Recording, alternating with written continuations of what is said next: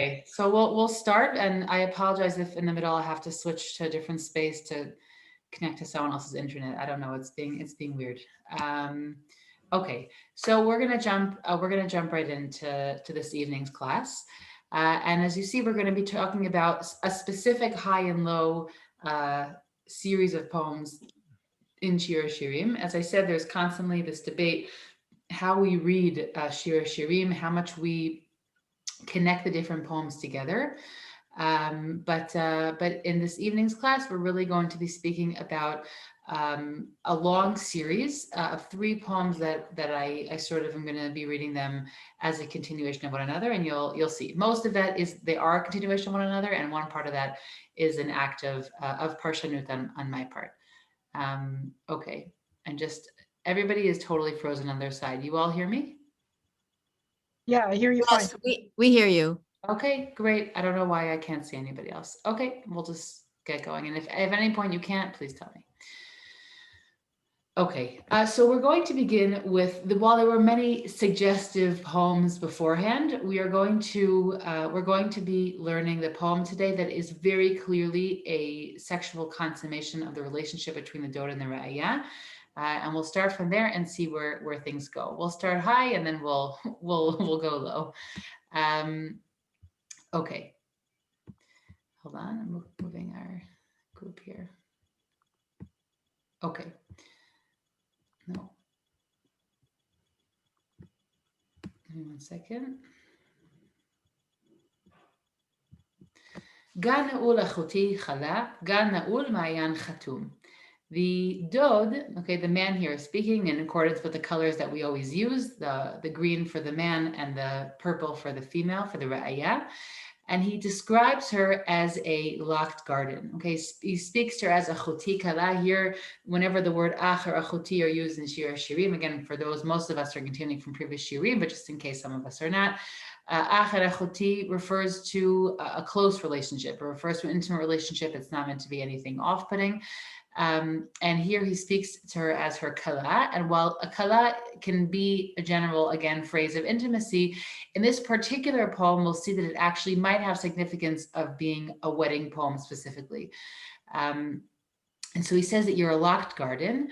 Gal na'ul ma'ayan chatum. And again, he refers to all these different, here, first it was a gan, and now it refers to water sources. You're a locked water source. You're completely closed. Now, if we would look at this pasuk without its context, we could just look at this as, well, someone is trying to become close and the other one is keeping far. She is playing hard to get. But we'll see that he seems to specifically be referring to the woman as a woman who is a locked garden, being a very open metaphor for her being a virgin. Okay, and we'll see that as the poem continues. שבחייך פרדס רימונים, עם פרי מגדים, כפרים עם נרדים. And he also shalachayich are pools of water, and there's a number of ways you can interpret these psukim. When I use a translation, and many times it'll be a decision. There are many ways to explain it. It either could mean that she is a pool of water that is surrounded by pomegranate orchards, and that would mean that it's a similar image of a pool or a gathering of water from the previous pasuk, which is often how we decide how to interpret another word in a pasuk when we're not sure. That is also filled with choice fruits. And also here it now moves into spice images. We're going to go from taste to the sense of smell. Kofir is a kind of spice that also grows in bunches. And here he's going to describe her again, moving into full spice imagery. Neld v'charkom. Now we're past Megillat Esther. We can imagine the women bathing in their spices, which was an antidote to the fact that people weren't particularly clean. Kanev v'kinamon im kol atzei levona, mor ve'ohalot im kol rashe besamim. Okay, and here we have all these different spices, henna and nard and saffron, and all these different ways to describe how beautifully she smells. Ma'ayan ganim be'er mayim chayim v'noznim min halevanon. And he ends his praise of her, which we'll see is a sense to try and open her up, ends with, again, the image of water, okay, of a spring of water. that that drips, or that drips from the Lebanon, that comes from the north, and it's what we call, indeed, a lot of the water in Israel is water that trickles down, what we'll call runoff. And so in the beginning, she's described as a Mayan. You see that I put it for you in yellow to be able to see it more clearly. In the beginning, she's described as a closed spring, and by the end, after he has praised her, he's hoping that she will be an open spring.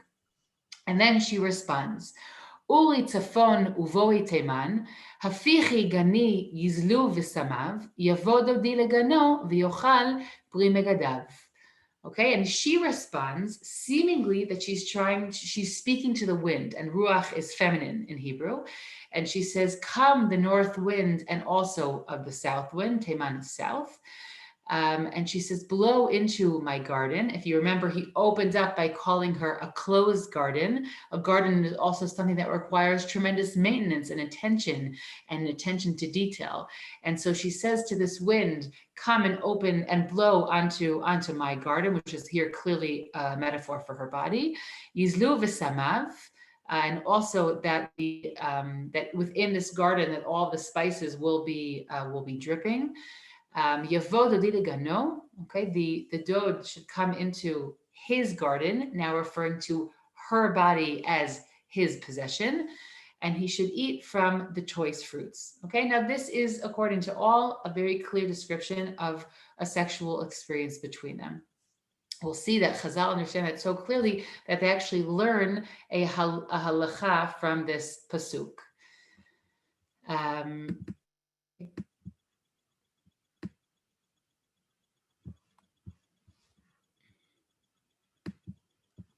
Bati legani achuti kala, and here we have the dod responding.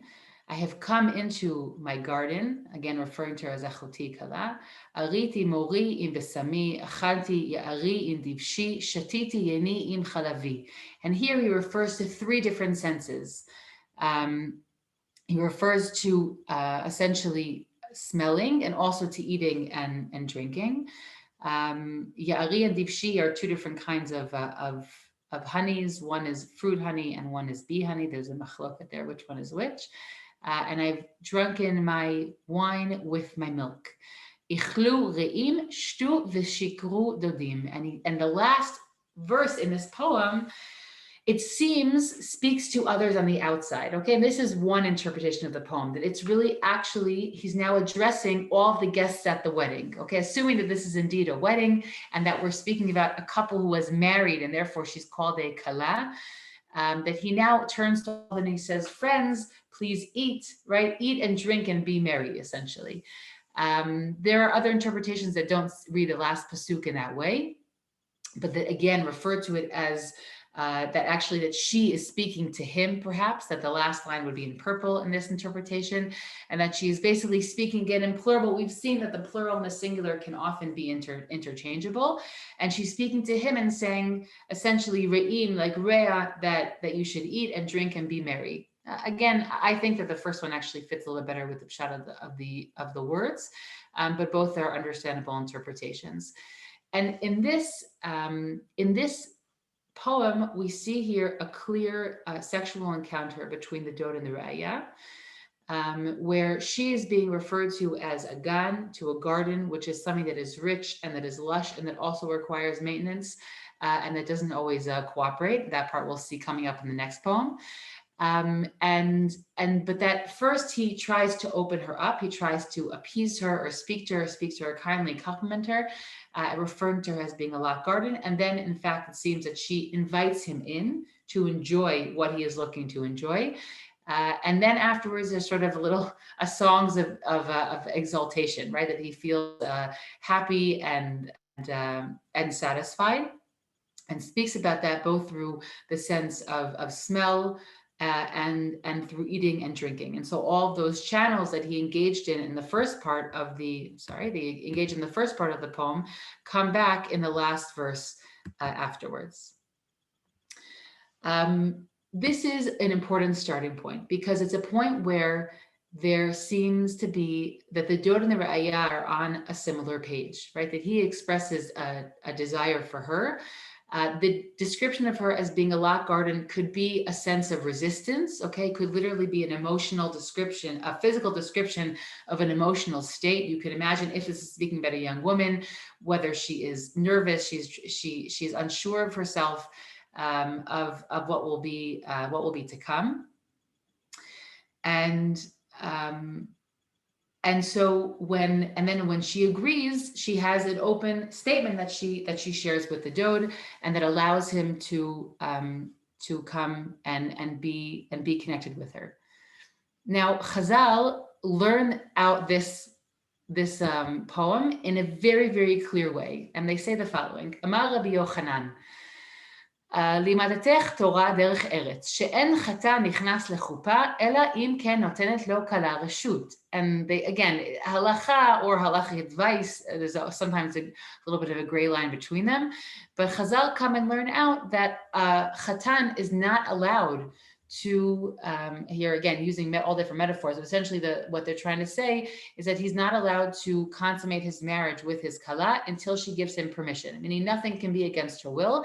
And it brings as its proof text this pasuk from Shir HaShirim: Yavo dodi legano v'yochal peri megadav v'achar kach bati legani achoti kala. Okay, that first she has to invite him in, and then afterwards he can say that he actually consummated his marriage. Okay, Chazal look at it in a little bit of a more narrow way, but what's phenomenal is that they use this as a halachic instruction, essentially.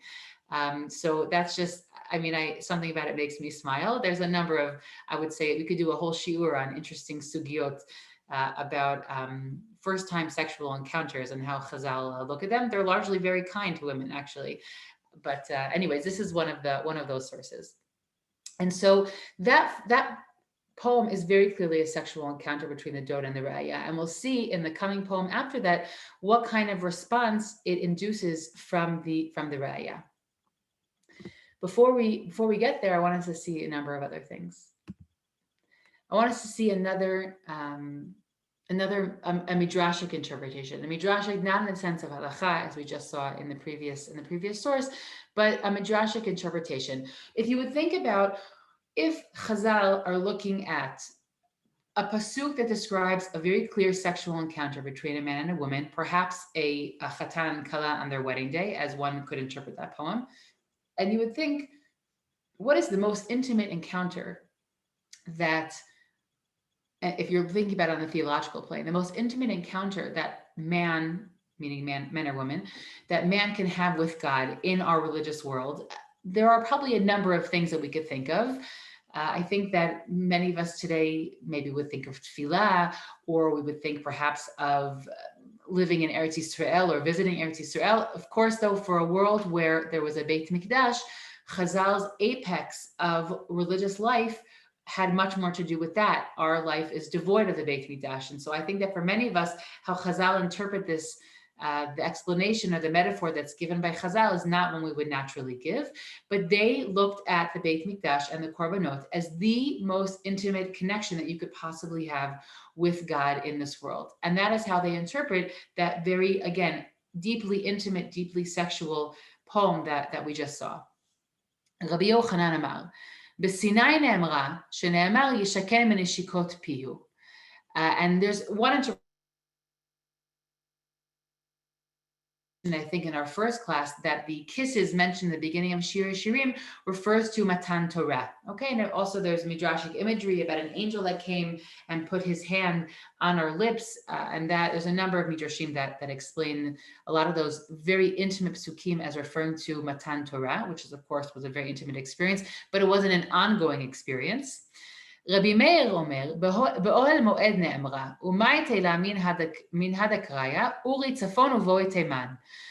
He says, no, ma pitom. This, Rabbi Meir says, this is about what happens in the Ohel Moed, in the Mishkan. Uri tzafon uvoi teman. Uri tzafon zo ha'olah hanishchetet batzafon.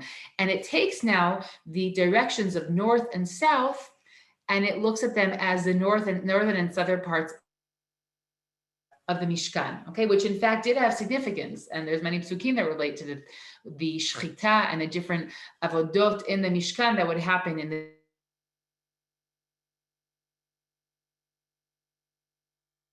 the the north is referring to the Ola that would be, I don't know the word in English, shechted in the north. Uvoi teman, elu shlo. Well, you're going in and out, Yosefa. You're frozen.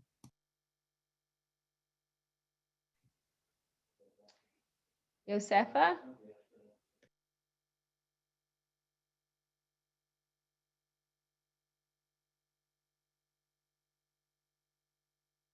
Can you call her on the phone? Yes, one moment. I'm going to try to do that. Oh, okay, I could call her. It's my kid. Okay.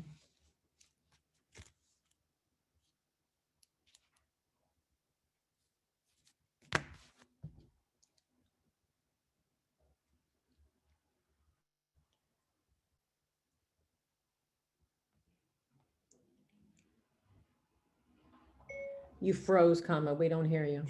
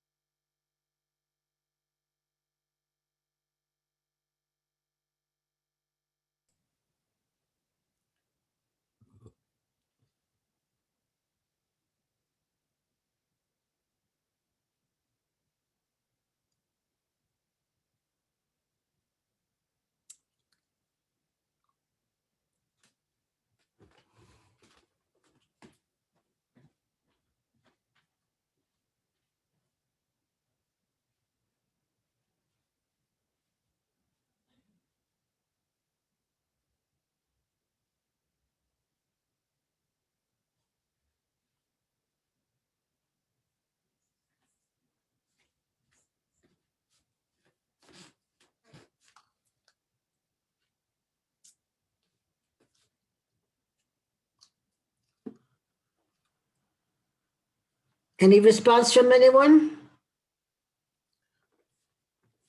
I actually just called my son-in-law to tell him, and I WhatsApped my daughter to tell her. This is Yosefa's Ima in New York. So I'm waiting. She said that she might have to go to another computer. Yeah, she might have to. I tried to get a hold of my I'm son-in-law, back. but their I'm internet back. must be dead. Oh, there she is. I'm sorry about that. I'm trying on a different wireless network that doesn't actually belong to me. Okay, sorry. I mean, I you just might need get to a, be able to share the screen. So if someone can enable me to. Is Rabbi Kelman not here anymore? He don't- is not here. I do no Now we gotta longer call him. have the power to do that, I think, because I think he took that away from me. But I'm writing to Alana and I'll write to him as well. Okay, great. Sorry about that. Give me my earphones.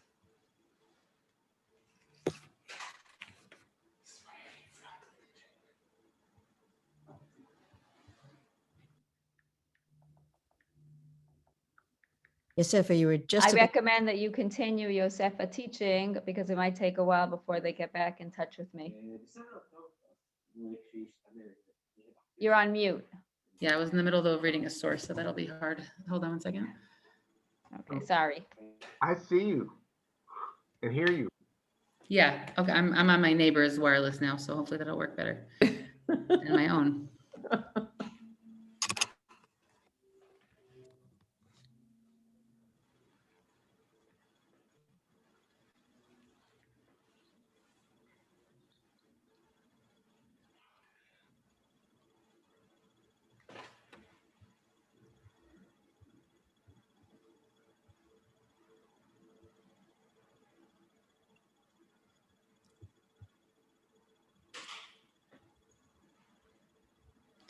Okay, well, in the meantime, until I'm able actually to share, I'll just share the rest of that source Baal Peh, and then hopefully by then I'll have the ability to show you the PowerPoint, because we're going to move into a song. But essentially, Chazal look at this poem, which is speaking about the most intimate, again, sexual intimacy that exists between the Dor and the Raya, and they look at it as a metaphor for korbanot. And when it says V'yochal pri megadav at the end of the previous poem, it looks at that as God consuming the sacrifices, right? The actual God, quote unquote, eating the sacrifices or consuming them, and that really depicts the most intimate connection between them. And you know, whenever I learn something, and it seems so foreign to me, I always have to look at it reflectively and think it's so foreign to me because our world is so far from that space. And if today, maybe if we're lucky, once in a while, tefillah might feel something like that, or sometimes tefillah, right? Actual immersing in the mikvah for some women could sometimes be a very intimate experience for all the obvious reasons. But Chazal looked at korbanot as a really, really intimate act of connection, which is of course what it was supposed to be. Korbanot, from the word lit karev, to come close. And so that is. Hi, Yosefa. Sorry to interrupt. Please. You now have the power to share your screen. Perfect. Okay, I'll put it back up just in time.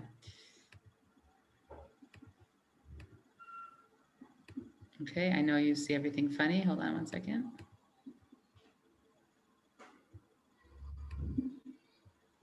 Sorry, I'm now in a less protected room, so you will hear maybe some babies crying in the background. Okay. Great. Yeah. No, I know. I've figured out the whole Zoom situation since it updated. I got it now. Okay. So on that note of, and we'll talk much more about the very sexual overtone of that poem. Don't worry, I'm not going to run away from it. It's going to come up very much in the next poem. But I want us to see, as you see the songs, you know, that I bring in, sometimes they run more on the metaphor side, and sometimes they run more on the I would say the pshat side of it. And actually tonight, the things that I'm bringing you, and again, you see, I'm always trying to bring you very sort of diverse forms of music and culture, is they definitely run on the metaphor side. And that makes, of course, so much sense, because when someone is trying to respect Shir HaShirim, so they're not, you know, we spoke about Rabbi Akiva and him saying that, you know, if someone turns Shir HaShirim into something that they play in the club, then it's, you know, desecrating Shir HaShirim. So in any event, also I'm taking a very metaphoric interpretation of this song with the following. Now, this group that I'm bringing you, they're called Zusha. I'm not so connected to like the American music scene as much, unless it's like Shweki or Avram Fried, Avram Fried is like, I don't know, the king. But so this is a taking these words, which are, again, the most sexually explicit, I think, verse in all of Shir HaShirim, and clearly interpreting it in a metaphoric way. This song is they're Chabad, Baalei Tshuva. There's the two men who make up Zusha. There's a bunch of musicians here, but they're not the core of the group. And apparently, when the Rebbe, the previous Rebbe, accepted his job as the Rebbe, his drasha that he said he opened up with this pasuk, with the pasuk of, I don't know why here the letter bet is missing, but opened up with the words Bati Legani. And there he was saying that I've come into my position. I've come into what will be the position for my life. And he opened up, and they made this song. Again, it's their own composition, but with the words of Shir HaShirim. They made it for, I don't remember anymore what anniversary, but of the Rebbe accepting his position. So we'll hear some of it. I'm not sure all of it. It's a little bit of a long song.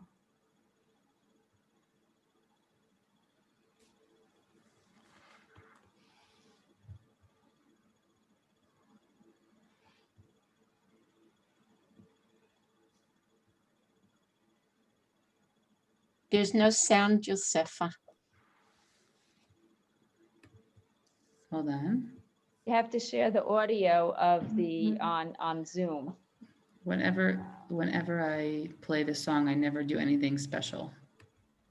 Hold on.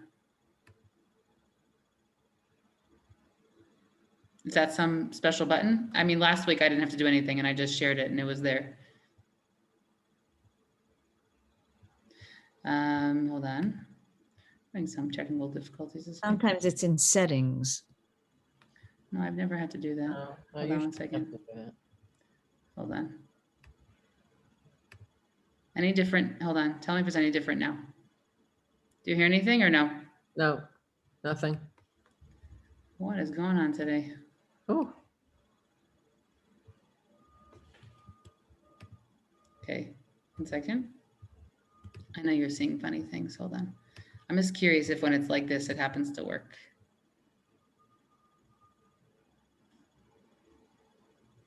No? no, nothing. Sometimes you have to go all the way back into settings to push the button that says share audio with when you share screen. Okay, I'll try that. And if not, I'll just share it from YouTube.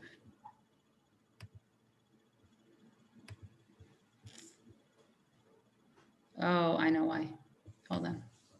What parak are these words in? From the first pasuk of Perek Hey. Hold on. Thank you. Hold on, I see before. I'm gonna share.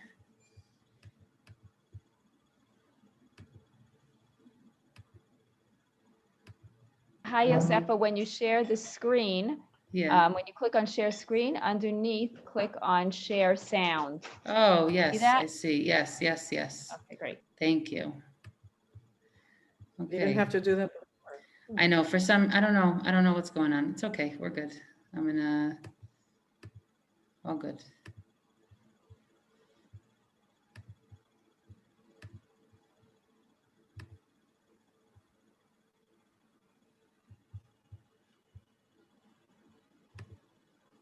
Okay.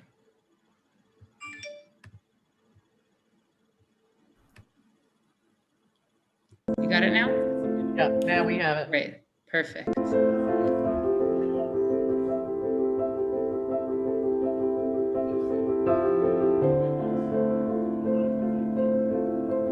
course, it's Basiligani.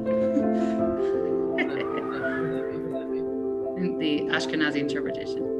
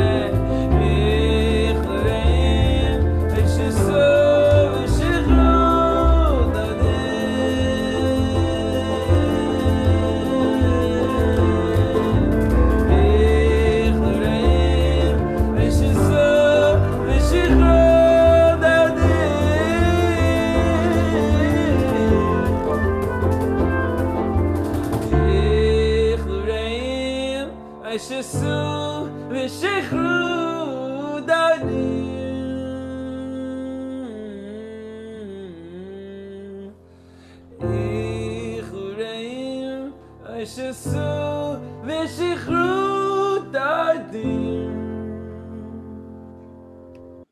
going to stop it here, although there's more.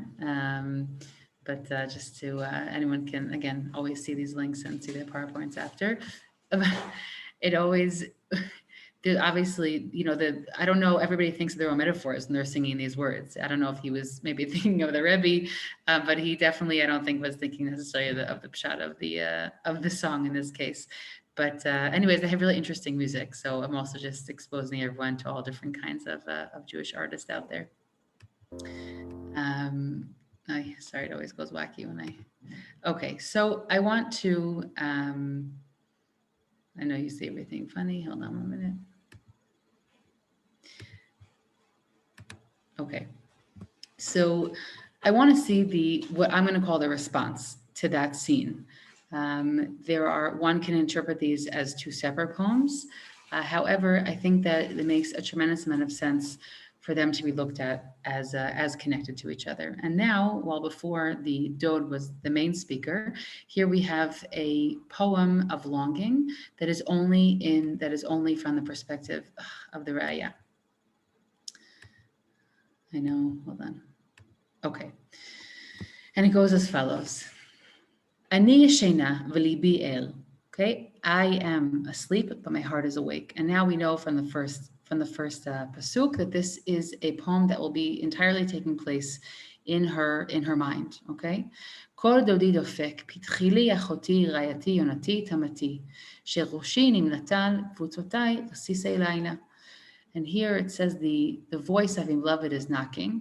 Okay, but here it's not only his voice, he's also physically knocking. And he says, open up for me, achoti, rayati, all the names he uses for her, my sister, my lover, also really to mean also my friend, my turtle dove, and she'roshinim natal v'kvutzatai l'sisei laila, because my head is full of tal, is full of dew, and my hair is wet with the night. Okay, which obviously means that he's been waiting outside for a while, right? He's come out and he's wet with the dew of the nighttime. And what is her response? Pashatati et ktutanti echacha bashena, rachatzi et reglai, echacha et anfem. And she says, I've already taken off my clothing, right? How can I get dressed again? I've already washed off my feet. If you remember that we spoke about washing off the feet in an earlier class, how will I get them dirty again? Right? She says, I'm lazy. I don't want to come to the door. I don't want to answer. Dodi shalach yado minacho ume'ai hamu alav. And she says, the moment that my beloved withdrew his hand from the lock, my insides, or my stomach, very often in Tanakh, were yearning for him. Kamti ani niftoach ledodi v'yadai natfu mo v'etzbotai mor over al kapot haman'ul. And she says, what does she do? She said, I got up to open up the door for my beloved. My hands were full, again, of these incense. We understand that before they would go to sleep, they would, as part of the freshening up process, they would cover themselves in oil, and obviously, of course, for the sake of their skincare. And my hands were so slippery, according to most, this first part of the pasuk, my hands were so slippery that they slipped on the handle of the door. פתחתי אני לדודי, ודודי חמק עבר, נפשי יצאה בדברו, ביקשתיהו ולא מצאתיהו. And she says, I opened up the door for my beloved, but he had already left. And my heart went out for him. I looked for him, but I could not find him. I'm going to stop here. Karativ v'lo anani. And I called for him, and he did not answer. Now I'm going to stop here, even though I'm like almost in the middle of a scene, because I want to just explain it a little bit more before we move on. She is describing a scenario in which she could have had her beloved, but she was lazy. She didn't want to get up. She didn't want to put on the effort. I have to say, by the way, that being a religious woman, when people knock on the door, I usually am frustrated because I'm just like, I don't want to put on a hat. I don't want to put on a skirt because when I'm home, I'm never wearing either. And I'm, usually always at home this year, I'm working from home and you're just like, really got to bring my groceries now? No, leave them at the front door, like just totally, in a totally not romantic context. I have to say that I relate to this. But she is lazy But the moment that she is lazy, she then regrets it. And she gets up to open and she realizes he's not there and she longs for him. She longs for him before and then decides to get up, and then she realizes he's not there and she longs for him. Now we have here in a very basic, we're going to go much deeper than this, but in a very basic sense, we have here the, machala of human existence of you only want something once you can't have it. And that only once he is unavailable is she desperate for him. And we'll see that she's desperate. She calls herself cholat ahava, right? She's lovesick. If you were so lovesick, then where were you when he was actually knocking on your door and available to you?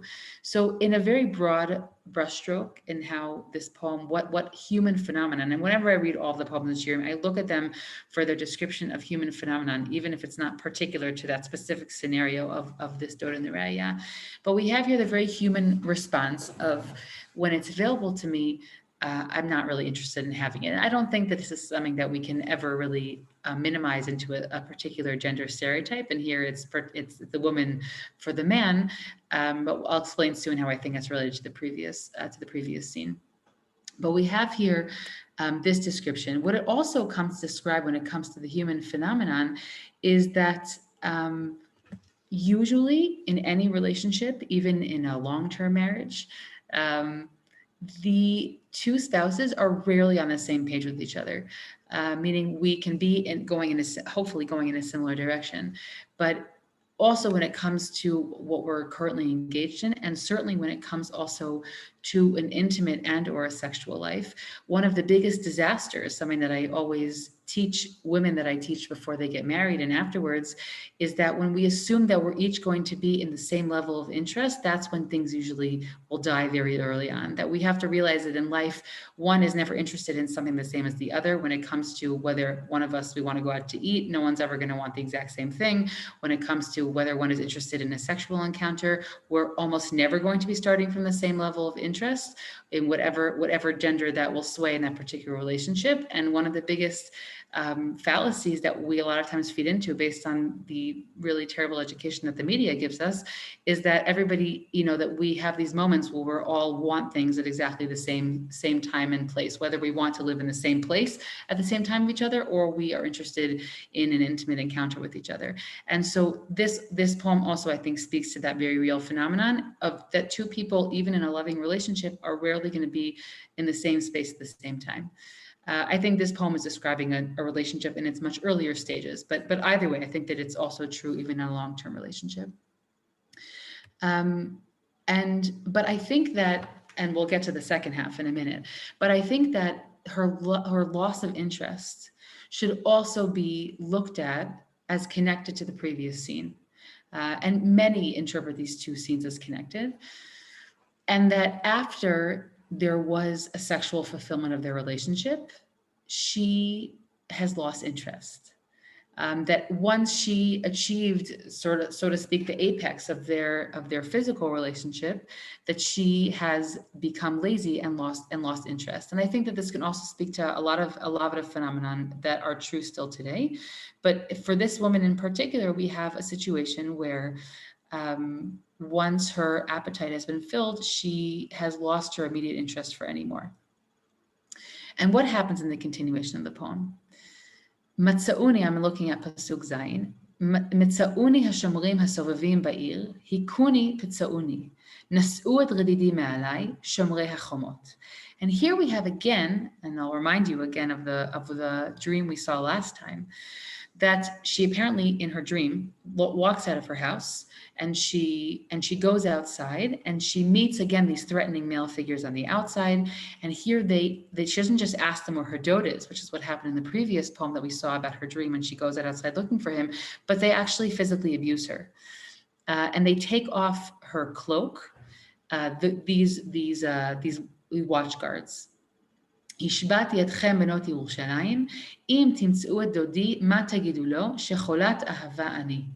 And she now again turns to her kahal, she turns to her chorus, who we look at, they're sort of her competition and also her audience, to Benot Yerushalayim. And she says that if you see my Dod, please tell him that I am lovesick for him. Now I want us to spend a moment thinking about the her going outside of her home. Now, there is a sense of midah keneged midah between the first and the second half of this poem, where we have what she says that she took off she says, I can't, I'm lazy, right? I already took off my clothes, clearly parallels to the fact that when she goes outside, what is her punishment? Is that the guards take off her robe, right? Meaning when she got dressed to go outside, she then gets disrobed by the guards.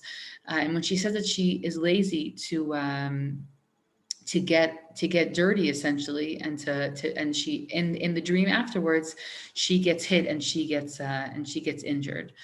And so there is certainly a correlation between the two halves of the psukim, and they reflect, most importantly, her guilty feelings, meaning she feels guilty about the fact that she didn't go out, and therefore she feels in her dream that she deserves that punishment, that when she goes out to look for her lover, she will be punished, so to speak, for the fact that she was lazy. Here I've brought you the dream that we saw in last week's class, just to remember that when she gets up, right, Al Mishkavi Beleilot, you're going to remember more of the song by Moshe Peretz and Chana Ben-Ari, more than you'll remember the psukim, right? But which is fine, that's the whole point. So when she goes out and she is looking for her lover, and she goes into the streets, and she's looking for him, and the Shomrim find her, and then she finally is thankful that she finds her beloved. Now, these two poems are clearly very different, the two scenes of these two dreams when she goes out and meets the guards. But mostly what I want to look at, and here I have a chart, I'm not going to go through all of it with you right now, but I want us to see that the major difference between last week's dream and this week's dream is that last week it was a dream and this week is a nightmare. That last week it was a dream where she went out, was looking for him, and she found him. After she asked the guards where he was, she immediately finds him and holds him close in her dream. But in this dream, there is no happy ending. It's a nightmare where she goes out looking for him desperately, but she cannot find him. And instead, she only finds the guards, and she only finds Benot Yerushalayim. Whereas in the previous dream, when she saw Benot Yerushalayim, I'll swing back for a second, she says to them, don't you awaken this love before it's ready. Whereas in this dream that we just saw, she turns to Benot Yerushalayim at the end and says, if you find him, tell him that I love him. Okay, and so there is no happy ending to this dream at all. And again, those who want to download the PowerPoint, you can see more of the chart when you would like. But obviously, many similar motifs between these dreams. But the big difference is that one of them is a nightmare, and that one of them is a dream, which has an ending where she finds her beloved. And this scene of this nightmare essentially that she's having is that she had an opportunity to be close with him, but she gave it up. That she had an opportunity to respond to his knocks, to respond to his interest in her, but she is unable to show up, and she misses her opportunity. And then when she finally shows up after a moment, I would say almost of a silly, the poem minimizes her hesitations. It doesn't give it any legitimacy. It says, right, she didn't want to get dirty, she didn't want to get dressed. It feels very banal, the description there. And here we have a situation where she loses an opportunity to be close to him, and only afterwards does she realize how big of a mistake that she made. Now, I want to look at two metaphoric understandings of this scene. One of them, I'm sure, is much more well-known. I want to look first at the one I think is a little bit less well-known, and that is one of the main metaphors that come up in the Midrashim for this poem. And then we're going to see, by the way, a really moving song. And I see that probably will end with this tonight and not look at the third poem.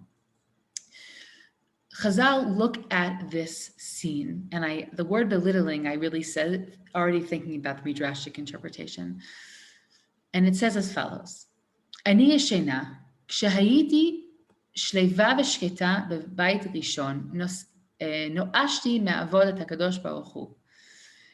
And it says that what was that time period when the Ra'aya, again, in always referring to the woman in these Midrashim, that she was sleepy. It says she was sleepy by the time of Bayit Rishon, when she was just doing everything by rote, right? We were worshiping God by rote. Vilibi er, it says here, is referring to the heart of God. Okay, but God was awake. And then when she's lazy and says, I already got undressed, I don't want to get dressed again. And the Midrash says, כבר לימדתי, כבר לימדתני עצמי דרכים אחרים, לא אוכל לשוב אליך עוד. And it says, when did she get really, really lazy? Is that when she went into Galut, when Am Yisrael went into the first Galut, it was the way of saying that we were undressed. We were undressed and dirty, says the Midrash. And so when God came knocking again in the time period of Bait Sheni, what did we say? Nah, not really interested. Right? I've already gotten dressed. I've already gotten comfortable in Bavel. I've already gotten comfortable in this new reality outside of Israel. I'm not really interested in getting on those clothes again and becoming that version of myself. I'm not there. And there's all different. I'm gonna skip down a little bit to Mitzauni HaShomerim. Who are the guards according to this midrashic interpretation? Nebuchadnezzar v'chayalotav hasovavim ba'ir limkom nikmato shel hamakom. Nas'u et redidi. What does it mean? They took off my garb. Beit HaMikdash. And here it's speaking about the destruction of the Beit HaMikdash. I'm sorry, I'm confusing two different midrashim. I'm going to go back for a second and re-explain that it's referring to all of this, speaking about the time of the first Beit Mikdash. That essentially, when we started worshiping Avodah Zarah, we taught ourselves new ways. We took off our clothing, our frum clothing, and here it says that what happens? We realize our mistake, but it's too late. We realize our mistake, and that essentially the Beit Mikdash will be destroyed, but it's too late. And so when we go outside in the dream and we're met by these guards, who are these guards? It's too late. It's already Nebuchadnezzar who's coming to destroy the Beit Mikdash, who's coming to take off our cloak, which is, according to Midrash, a metaphor for the Beit Mikdash. And so you can look through all the Midrash. But I just want to skip to the end. Ma tagidu lo, how does it understand the phrase to Benot Yerushalayim? Shetaidu alai, shebishvil ahavato chaliti b'yisurin kashim benechem. יבוא נבוכדנצר ויבוא דריווש ויעיד, יבוא אליפז ויעידו שקיימתי את התורה. And the pniya, the turning to Benot Yerushalayim and saying that I'm cholat a'ava, is Am Yisrael saying, even though I made a mistake and I didn't believe you and the Beit Mikdash was destroyed, I haven't abandoned Torah. I am still cholat ahava for Torah. And so the Midrash interprets this scene as being Am Yisrael being too lazy to better their ways, and that when they go out, right, and we missed the opportunity to do tshuva, that what the woman is destroyed, i.e. the Beit Mikdash is destroyed. Okay, and that's how it interprets this poem. And the second interpretation that I want to bring you is the interpretation of Rav Soloveitchik in his work called the Dofek. I'm sure many are familiar, so I won't go too much into detail. But this book was written. I have here in a little picture on the right of the screen is the English print of it. The address was delivered on Yom Ha'atzmaut in 1956 at a public convocation in YU. He was apparently then acting as the honorary president of Mizrahi, and it became a really seminal work in diaspora religious Zionist thought. The drasha was delivered in Yiddish, which I think has its own irony, based on what the content is. But he says, he looks at this poem, and it takes a different metaphoric spin. And he says that he describes what we described about the Ra'aya and her becoming lazy and not wanting to get up and to search for her beloved. And I'm going to skip to the bottom bubble here. 8 years ago, in the midst of a night of terror, filled with the horrors of Majdanek, Treblinka, and Buchenwald, in a night of gas chambers and crematoria, in a night of absolute divine self-concealment, in a night ruled by the Satan of doubt and apostasy, which sought to sweep the maiden from her house into the Christian church. In a night of continuous searching, of questing for the beloved, in that very night the beloved appeared. And here he's taking a very clear theological approach, which is that in the midst of the feeling that God was absent in the Holocaust, he said God was present and was giving us a knock at the door. I'm going to skip a little bit. As a result of the knocks on the door of the maiden, wrapped in mourning, the state of Israel was born. And so again, very clearly, we all know 1945, we're all aware of what events were happening simultaneously, that he says that at this time, there was both Hester Panim and Gilui Panim, that God was both absent and present, absent in Europe, present in another region of the world, so to speak. And he looks at 6 knocks that he sees as the way that God was letting us know that he was still with us, despite the horrors and atrocity that the Jewish people were experiencing in Europe. The first was the political alliance of the US and the USSR to vote for the existence of the Jewish state. I'm going to just go through it quickly. I know many of us are familiar, but I think we really can't read Shir HaShirim and talk about its metaphor without speaking about his interpretation.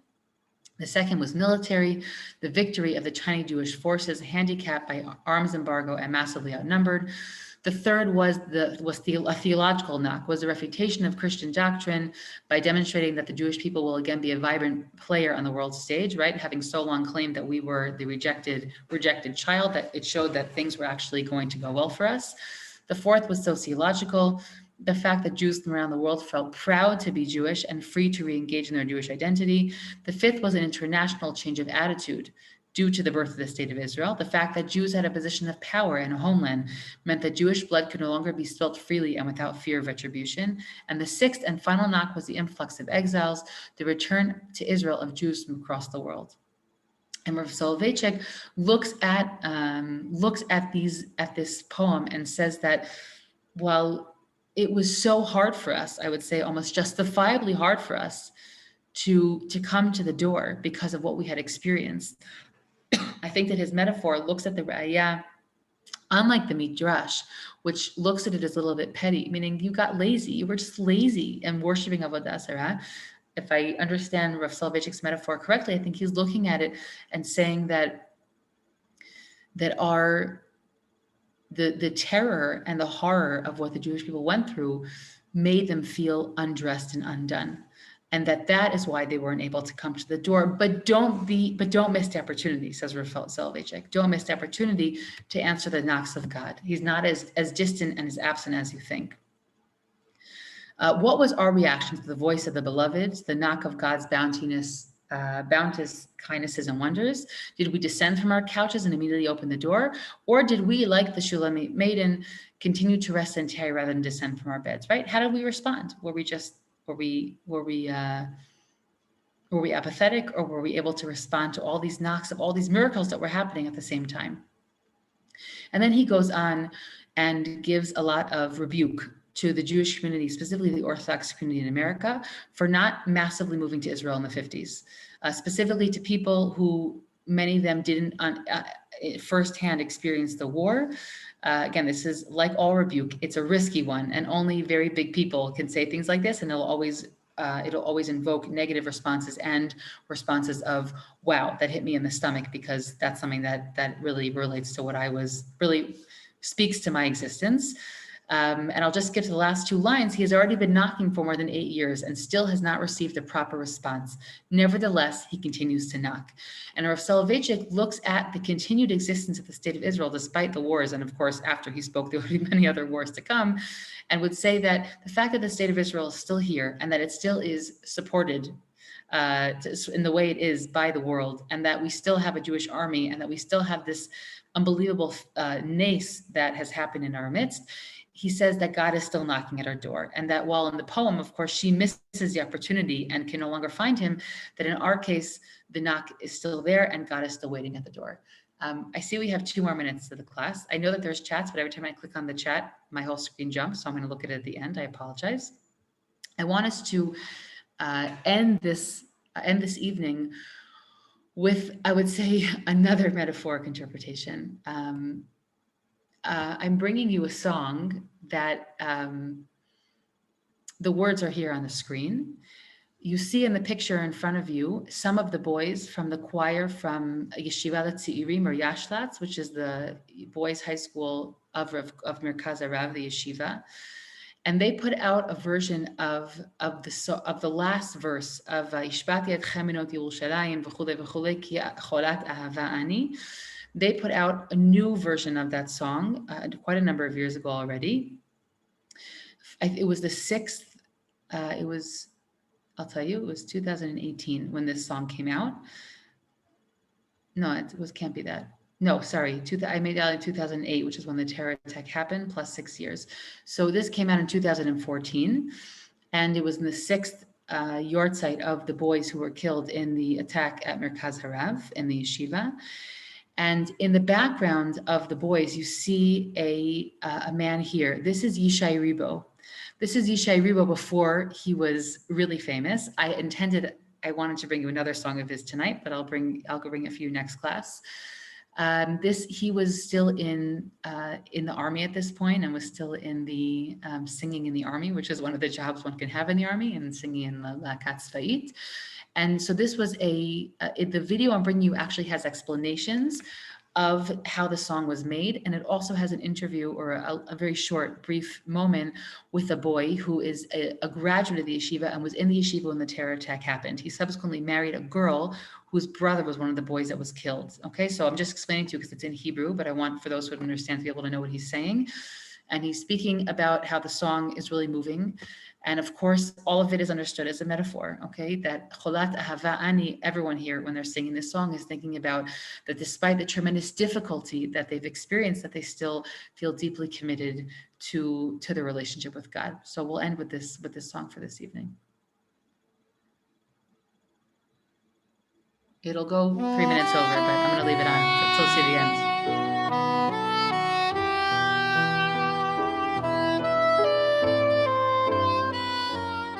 ציון 6 שנים לרצח הניטב בישיבת מרכז הרב. ישבנו והחלטנו לבחור שיר מאוד מאוד מרגש, שטומן בחובו גם את ירושלים, גם את השבועה וגם אהבה. אהבה למה שיש לנו בעם, בין אדם לרעהו, קדוש ברוך הוא. והיה לי הכבוד לעבוד עם המקהלת Saying that they picked this song because it both has a theme of Yerushalayim and the theme of love. And that while such a difficult thing happened in Yerushalayim, it has both of those themes.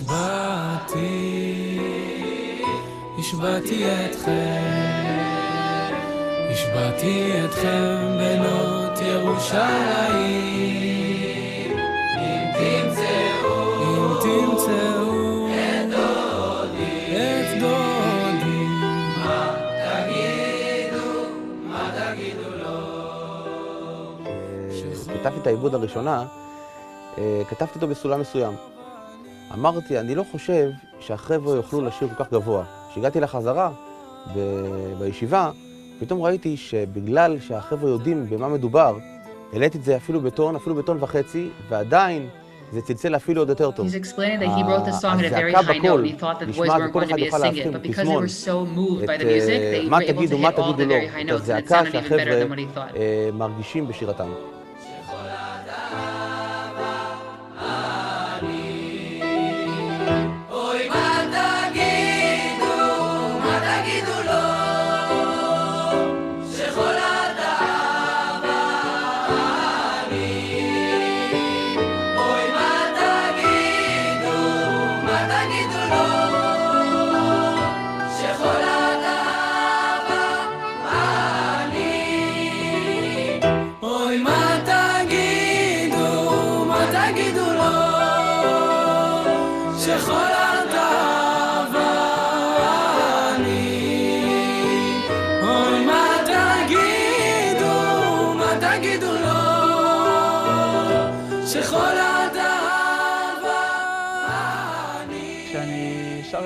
שרתי את השיר הזה, אז אני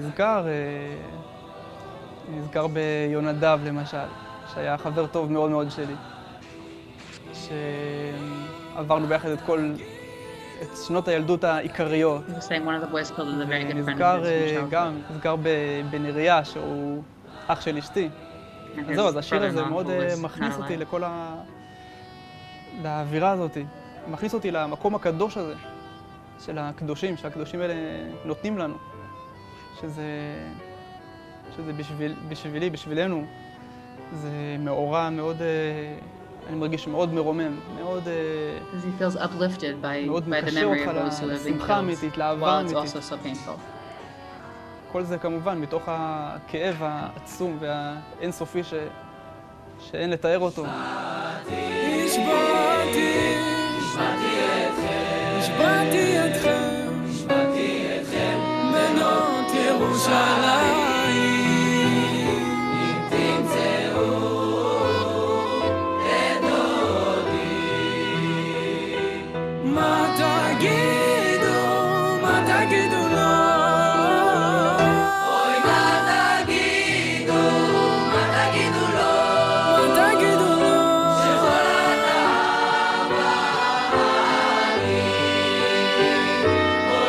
התאווה אני אוי מה תגידו לו שכל התאווה אני אוי מה תגידו לו שכל התאווה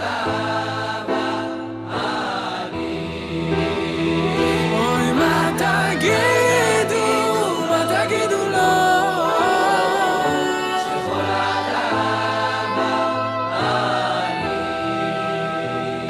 אוי מה תגידו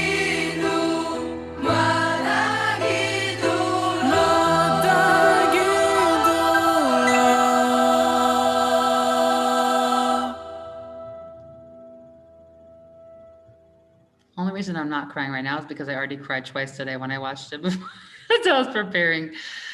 I have to say that this is actually one of my favorite songs.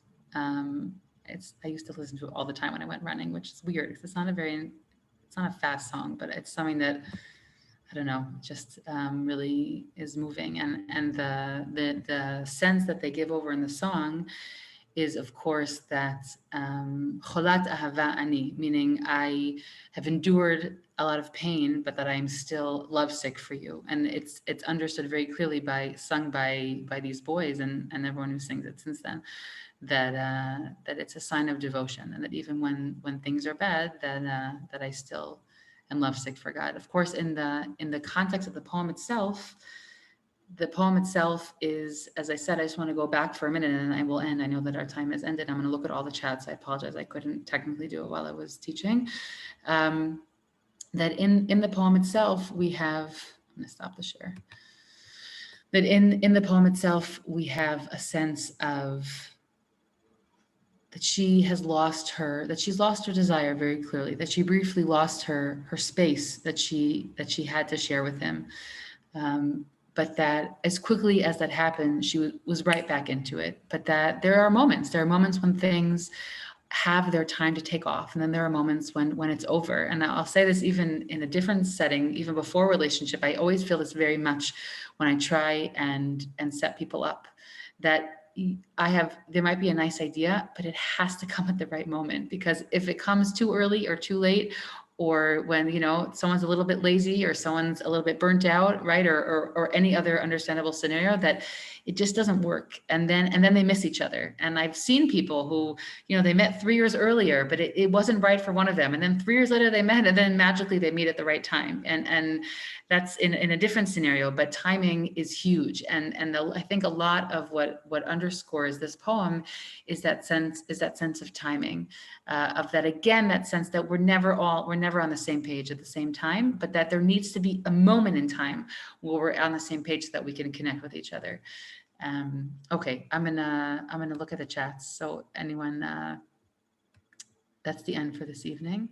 I had another Yishai Ribo song that I really wanted to play for you, but Yishai Ribo again, if you don't know who he is, does anyone not know who he is? You don't know.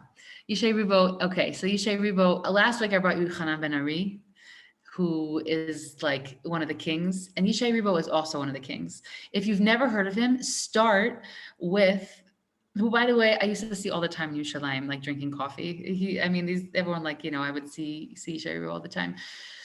So Yishai Ribo, if you want to start from somewhere, start with his Seder Avodah. He took the words of, I think I mentioned it in a different class, right? He took the words to the Avodat Kehuna from Musaf on Yom Kippur, and he made a song to it, which was one of the top 5 songs in Israel of that year. Okay, so I mean, of regular charts, not religious charts. Anyways, so and people wrote in the paper that they always wanted to skip over Seder Avodah, and it's the first year they actually wanted to read it and say it in Musaf and Yom Kippur, thinking of Yishai Ribo's song.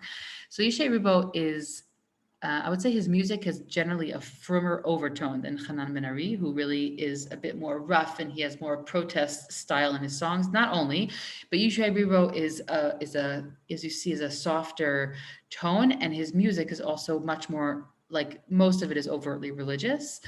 But he's totally a national hit. His songs are everywhere, and he also millions and millions of hits. And he's huge, and he's of these stars who have made it, where not only are they religious and they've made it on the national scene, but they're religious, singing religious music, and the religious music has made it big on the national scene. And that's just, as I said, really, we're in such a renaissance here in Israel in music. Okay, I'm going to stop talking, and I'm going to look at the chats. Anyone want to unmute themselves and ask anything? Besimcha.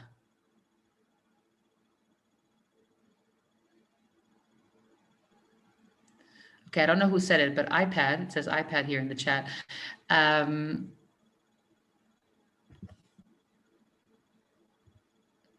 Yeah, again, I don't really want to go into the politics of that piece, but there are major politics to talk about.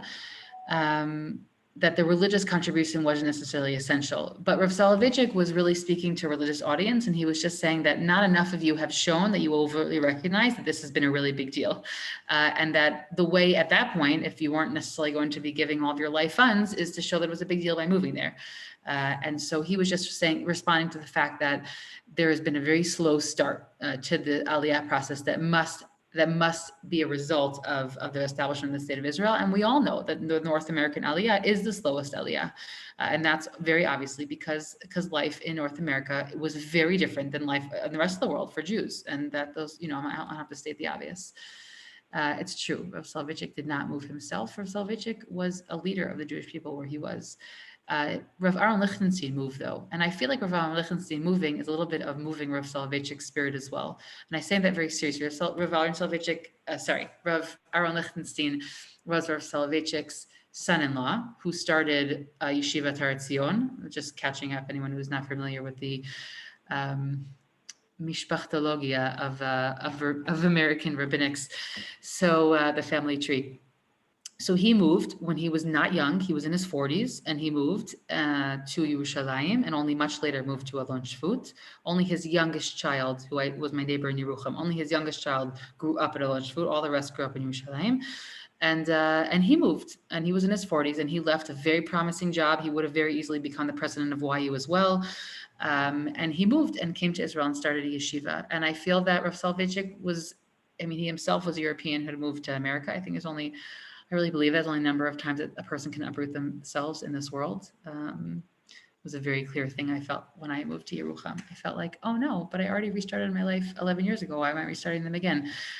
So I think that there's a real piece to that. Rav Soloveitchik was already older and a real leader of the Jewish people there. And I think that everyone has to make their decisions about when they can, how much they need to stay with their flock and when they can leave them. People like Rabbi Riskin left his, decided he can leave, but many of his flock came with him. So everybody has to know their crowd, What was the name of the song about the Kohen? It's called Seder HaAvodah. I don't think it's going to be in English, but you might want to just write in Seder HaAvodah in English. Write in Yishai Ribo, it'll come up and you'll see a picture of the Choshen. That's the song. It's a picture of the Kohen Gadol's breastplate. And that's the song right there. Thank you. Yeah, pleasure. Yeah, you guys should just spend the rest of the day listening to Yishai Ribo. You can listen to him forever. He has a song called Kododi, so that's what I was going to play for you. But I'll get him in next time. I think in almost every song of his puts in words from Shir HaShirim. One of the talents, anyone can leave, by the way. I'm now just musing about these people that I love listening to. But Yishai Ribo has he's actually a French Ole. He Kivyachol is somewhat quasi-Haredi, but it's just people don't understand Chutzar. It's not really Haredi, but he has an unbelievable knack for words, which is phenomenal because he only made Aliyah, I think, when he was 11, which is not so young. And he interweaves words from Sukkim in a way that is really, it's genius. It's a real phenomenon. And he uses words from Shir HaShirim, I would say, in 65% of his songs. He just puts them in everywhere. I guess it must flow internally for him. It must be the way he thinks about God. The metaphors must really resonate with him. They're all over his music. So he's really, I was just waiting to bring him in. I was saving him. So we'll get him more next time.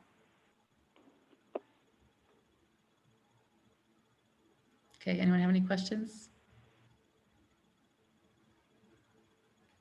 Okay. Wishing everybody a... It's a pleasure. Wishing everybody a Shavua Tov. Wait, don't forget that the Sephardim, of course, they say Shir HaShirim every Erev Shabbat. I mean, in Israel, a lot of shuls say it, even if they're not Sephardi. Just a lot of people say it even not, but definitely Sephardi shuls say Shir HaShirim. My husband and I tried to do that for a year, to say Shir HaShirim together before shul. It didn't last more than a few months, but it was a nice idea. Anyways, wishing everyone a Shavua Tov and Shabbat Shalom. And Chodesh Tov. Chodesh Tov. Chodesh Tov. Nachon. Chodesh Tov. Sorry about the internet troubles. Now I know next time that I can steal my neighbor's internet, and it's pretty good.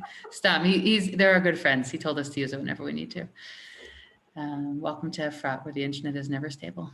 Thank you. Okay, Thank pleasure. you. Bye-bye.